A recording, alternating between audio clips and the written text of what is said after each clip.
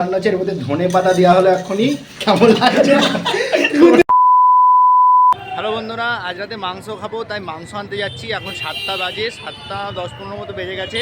তো মাংস আনতে যাচ্ছি, মাংস নিয়ে এসে ঘরে গিয়ে আবার তোমাদের সাথে দেখা হচ্ছে। এই যে এখন ঠান্ডার মধ্যে সাইকেল চালিয়ে মাংস আনতে যাচ্ছি। চলো বন্ধুরা, তো দেখো পুরো ভিডিওটা শেষ অবধি অবশ্যই।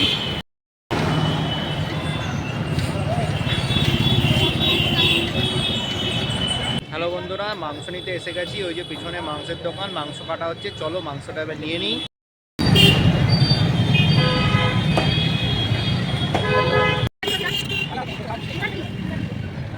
দেখতেই পাচ্ছ তোমরা, কাকা মাংসটাকে প্রায় তোমার মিডিয়াম সাইজ করে পিস করে দিচ্ছে। আজকে প্রায় 1 কেজি মতো মাংস নিয়ে নিয়েছিলাম। মাংস আজকে 260 টাকা মতো কেজি ছিল।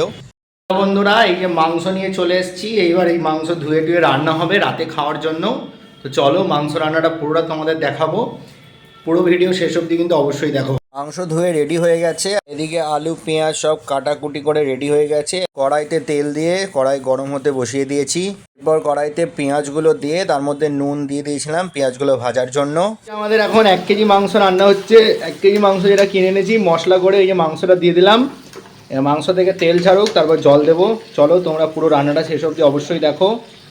তো মাংসটা রান্না হচ্ছে, এই যে দেখতেই পাচ্ছ মাংস রান্না হচ্ছে। তো মাংস রান্নাটা শেষ অবধি অবশ্যই দেখো। ভিডিও ভালো লাগলে অবশ্যই একটা লাইক করতে একেবারেই ভুলো না।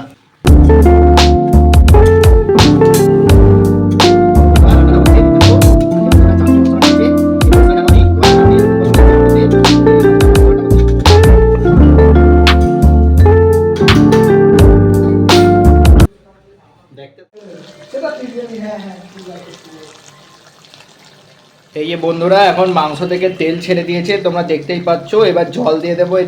রান্না হচ্ছে এই যে আমাদের আজ বড় রাঁধুনি, এই যে আমার রান্নার মধ্যে চলে এসছে রান্না করতে। বলছে নাকি আমি নাকি রান্না করতে পারি না, তাই সে রান্না করতে এসছে। দেখো গাইস মাংসটা কেমন রান্না হচ্ছে। এর মধ্যে ধনে পাতা দেওয়া হলো এখনই, কেমন লাগছে? ধনে পাতা দেওয়া হয়েছে, মশলা ছেড়ে দিয়েছে।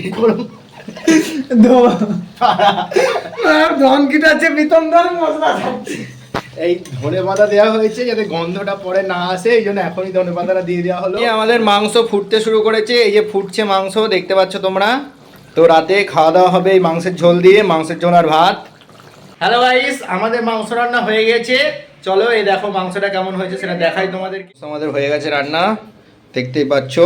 এবার এটাকে ভাত দিয়ে খাওয়া হবে। তো বন্ধুরা, আজকের ভিডিওটা এই অবধি। দেখা হচ্ছে আবার কালকের মিনি ব্লগে তোমাদের সাথে।